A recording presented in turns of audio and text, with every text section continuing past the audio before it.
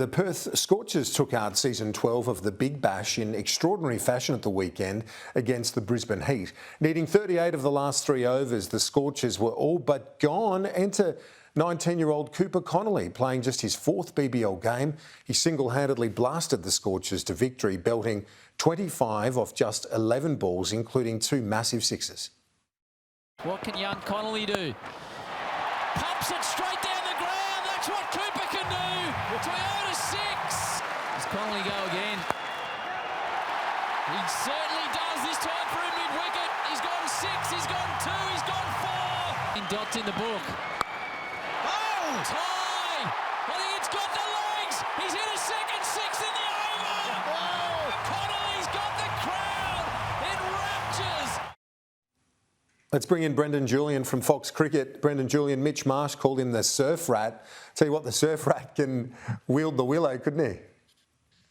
Yeah, great to talk to you, Karen. Look, what a great effort there from Connolly. I mean, I've hardly seen him, and I think a lot of people haven't seen him as well, but he's come through the under-19 ranks and performed pretty well as captain of that as well. So that's a great indication that our youth programs, our under-19 programs, our young players coming through have certainly got the mettle to do things like he did the other night over there at Perth Stadium. So, yeah, full credit to him, full credit to the Perth Scorchers as well. Ashton Turner's no doubt got that team firing.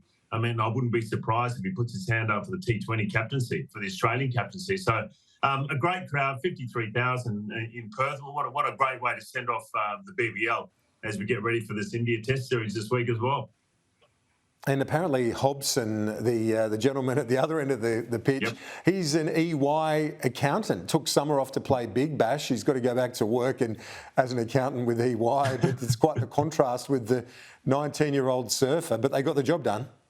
Yeah, you're spot on, mate. I mean, this is a great thing about the BBL. It allows, our younger players coming through. A lot of them have gone over on test duty, but, the BBL has afforded a lot of these young players that have sort of trying to decide whether they go to work. Is cricket a career for them? But, at the moment, it's a great opportunity. We know the IPL in India has given a lot of opportunity, a lot of financial reward for a lot of the players. So, that's a great thing with this competition. Even when the test stars are gone, you can pack it out with 53,000 young guys can come through and turn it on. Now, the Test Series, it's really, I think for a lot of cricket fans, it's going to be probably even more interesting than the summer we've just had because it is going to be 1 versus 2 and we know India, very hard to beat at home.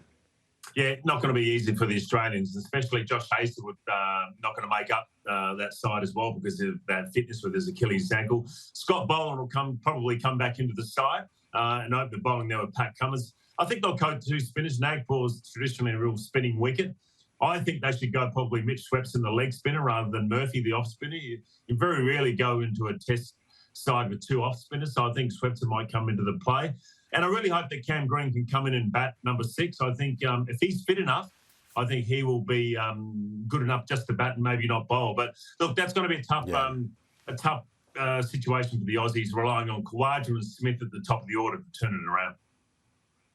And for the batting lineup, what's your read on that? We know Usman Khawaja's been in some fantastic form. You'd expect a strong series from him.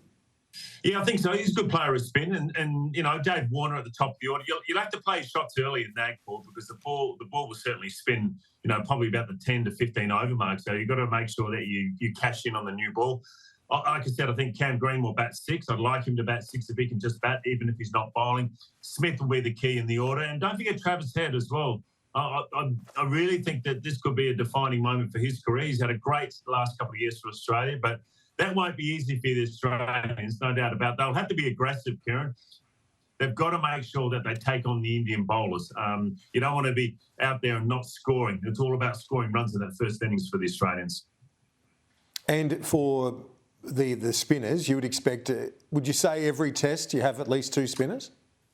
Oh, no, I wouldn't say that. I'd definitely say Nagpur would be one.